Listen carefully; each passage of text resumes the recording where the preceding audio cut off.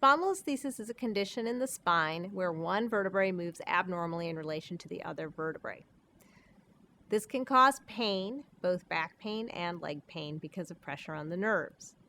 It is caused by multiple different things. The two most common causes that I see in my practice are degenerative spondylolisthesis, which is related to degeneration in the facet joints and the inability of the facet joints to provide structural support. The second cause of spondylolisthesis is called isthmic spondylolisthesis. In this, there is a defect in the bone, and the defect in the bone causes one vertebrae to not be properly attached to the adjacent vertebrae and results in a slip. The symptoms of spondylolisthesis involve back pain, which is related to the mechanical instability of the vertebrae not moving together, and are related to leg pain, numbness, and weakness, which are caused by pressure on the nerves. There are two tests that are most important in the diagnosis of spondylolisthesis. The first is the MRI scan, which will show the extent of pressure on the nerves. However, the MRI scan is done with the patient laying down, and the patient's spondylolisthesis may not be present when the patient is laying down. To show spondylolisthesis, we have to do x-rays with the patient upright and have them moving, bending forward and leaning back to show the abnormal movement of the vertebrae. A CT myelogram can be very helpful in addition to the MRI to show this abnormal motion.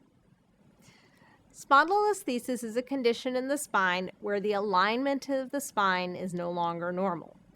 In this normal spine, the vertebrae and discs are in a line. In spondylolisthesis, this bone has moved forward, this vertebrae has moved forward in front of this vertebrae, and there's a step off here. Because the alignment is then disturbed, there is pressure on these nerves, and that can cause pain. There is also pain that results from the actual mechanical instability where the vertebrae no longer move in conjunction with each other and one vertebrae is moving abnormally in respect to the other vertebrae. When the slippage is mild and the spondylolisthesis is mild, what we call grade 1, patients can be treated with conservative management until they feel their symptoms are so severe that they would need surgery. Conservative management includes anti-inflammatory medications, epidural injections, physical therapy, and a good core strengthening program.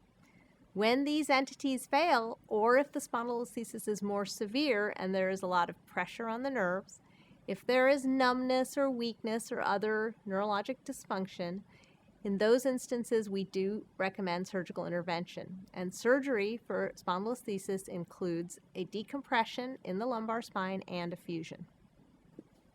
When I discuss the treatment for spondylolisthesis with a patient, because it involves a fusion, I do tell them that the benefits of surgery are great. Most patients with a spondylolisthesis do quite well with the fusion.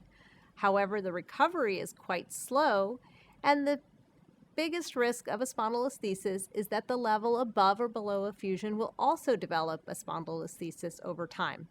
That risk is about 10 to 15% in a patient's lifetime.